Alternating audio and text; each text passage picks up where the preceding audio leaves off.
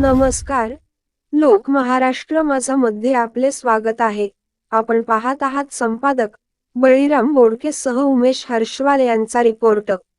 कांद्याची साठेबाजी करणाऱ्या व्यापाऱ्यांवर कडक कारवाई करण्याचे मुख्यमंत्री एकनाथ शिंदे यांचे निर्देश. पहा लोक महाराष्ट्र माझावर.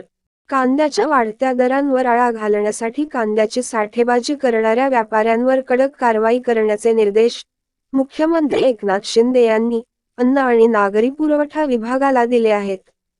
काही व्यापारी बेकायदेशीरपणे कांद्याची साठवणूक करत आहेत, त्यामुळे कांद्याची भाववाढ झाली आहे. अशा कांदा व्यापाऱ्यांवर जीवनावश्यक वस्तू अधिनियम आणि काळाबाजार प्रतिबंध कायद्याअंतर्गत कारवाई केली जाणार आहे. कांद्यासाठी राज्य सरकारनं 350 रुपये प्रति क्विंटल अनुदान देण्याचा निर्णय घेतला असून अनुदानाचंही वाटप सुरू आहे.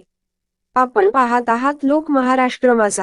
पुढील बातम्यासाठी लोक महाराष्ट्र माझा लाईक व सबस्क्राईब करा. धन्यवाद.